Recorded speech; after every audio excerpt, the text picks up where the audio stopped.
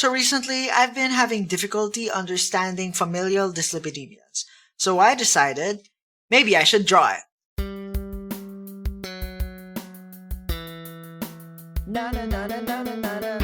Hey everyone, welcome to JuanMD. I'm Juan, I'm an MD, and on JuanMD I talk all about living life as a doctor, doing doctor stuff, taking care of patients, studying, and making the most of my Juan life to live. I'm currently in the process of studying for a huge exam, hopefully during the second quarter of this year, 2021. One of the things we have to study is biochemistry, and one of the things we study in biochemistry is lipid metabolism. Fat actually has juice in our metabolism. Our very cell membranes are made of fat. In addition to that, we use fat to make hormones and store vitamins. However, when instead of being taken from the liver and being stored wherever it needs to be used, we have a problem when our fat ends up clogging our arteries and being deposited in our skin, our tendons, our eyes, wherever you might call it. And that's why you have a thing called dyslipidemias. Dyslipidemias are a group of disorders that make it hard for your body to transport and store fat. Dyslipidemias are usually errors in the apolipoproteins, or otherwise the proteins that help our chylomicrons,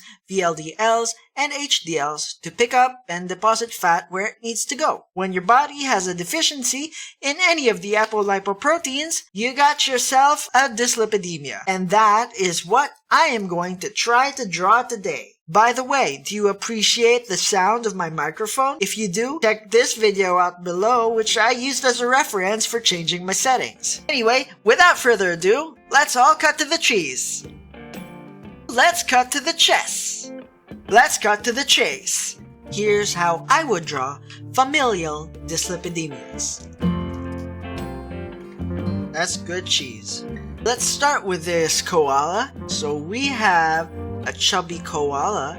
He has a huge abdomen and he's riding tricycle. 1, 2, 3. The other wheel is out of the frame, okay? But just stick with me. This is a tricycle. This koala represents Hyperchylomicronemia. Kylo kind of sounds like koala.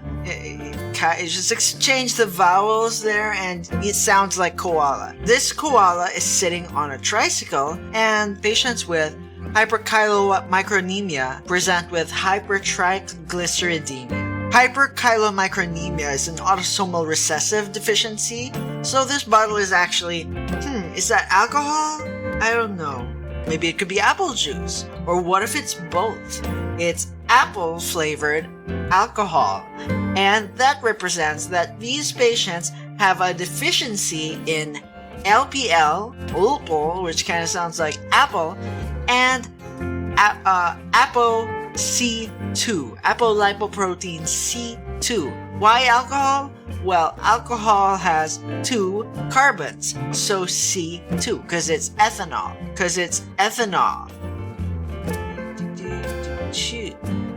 OH. See? So it has 2 carbons, so it's C2. Yeah, this video is not for kids, just so you know, YouTube. Then these patients tend to have hepatosplenomegaly, so you can tell by his huge ginormous abdomen, but at the same time he's got tight pants, so he's got pancreatitis. Patients with hyperchylomicronemia present with hepatosplenomegaly, and they present with tight pants. These patients present with something that you call xanthomas. He's got these yellow spots on his skin. He has xanthomas. So let's do that from the top. This koala represents hyperchylomicronemia, which is due to an autosomal recessive deficiency in apolipoprotein C2 and in LPL. These patients present with hypertriglyceridemia. They present with hepatosplenomegaly, pancreatitis, and xanthomas.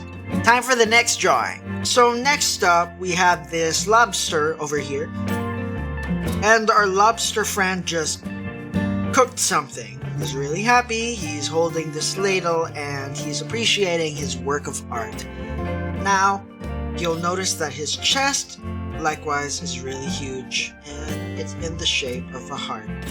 This lobster represents hypercholesterolemia, familial hypercholesterolemia. And patients with this disorder have an autosomal dominant defect in the LDL receptor, the ladle receptor.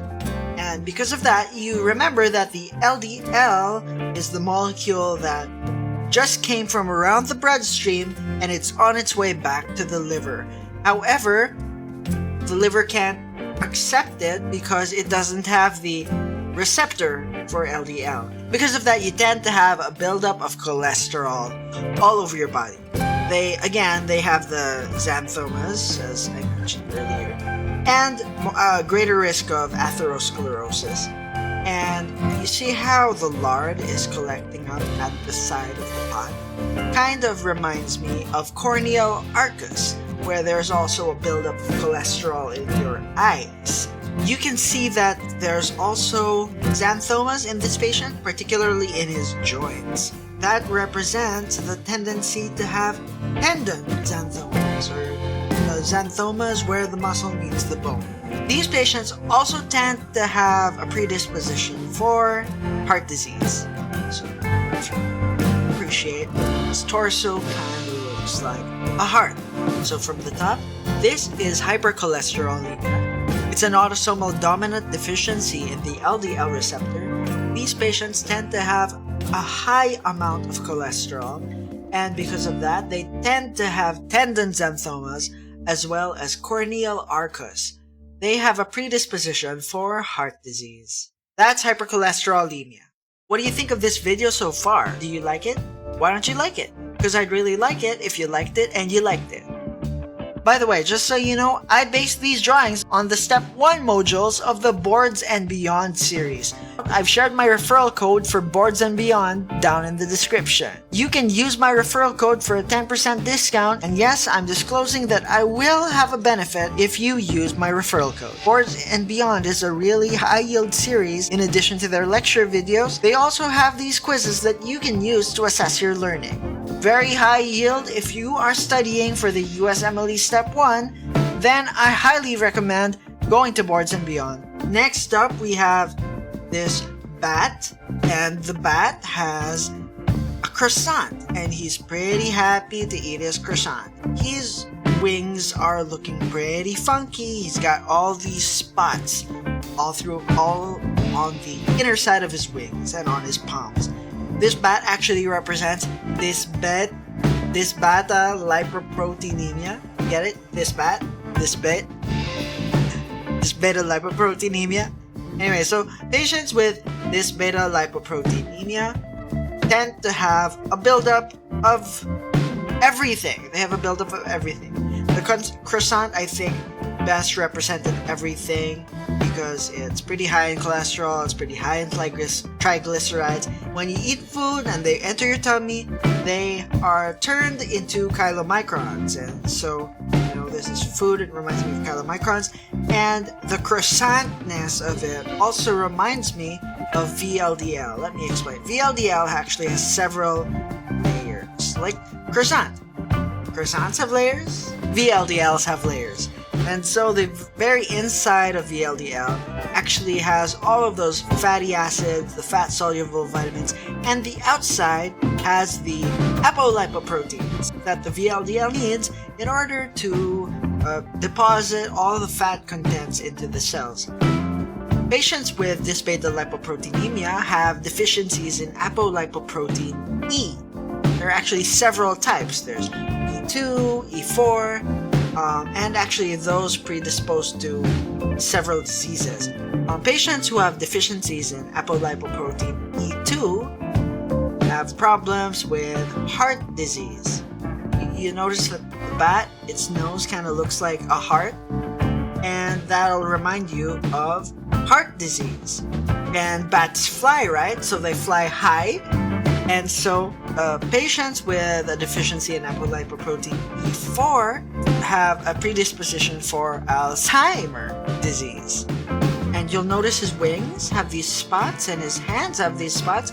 This is supposed to represent xanthomas. Specifically, Palmer xanthomas. These patients are predisposed to have Palmer xanthomas. Let's start from the beginning. Dysßetalipoproteinemia is an autosomal recessive deficiency in the apolipoproteins.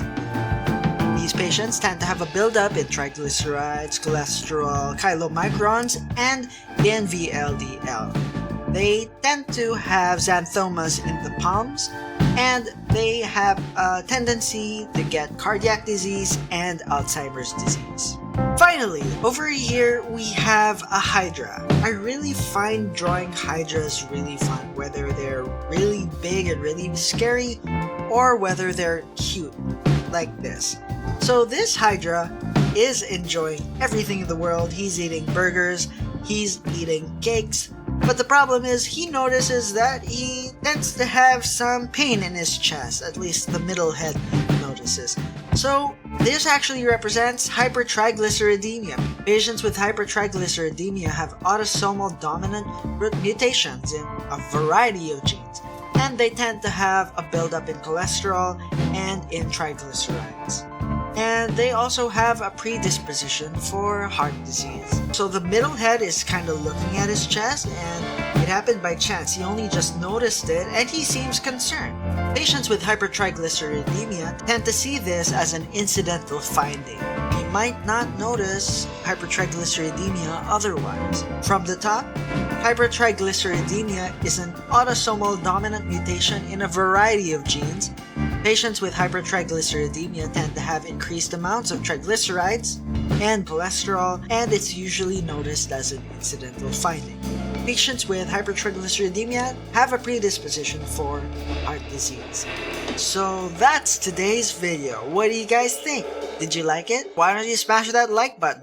Likewise, tell me in the comments what you think. Also, let me know any ideas for future videos that I can work on. If there's any topic that you have difficulty with and you'd like me to put into a drawing. Also, hit subscribe so that you can stay tuned for future videos. I've been studying pretty much lately, and it's hard to make videos while you're really focused on studying. Also, if you think this video would benefit anyone else, why don't you share it with a friend? Finally, before we leave, it's time for our word of the day.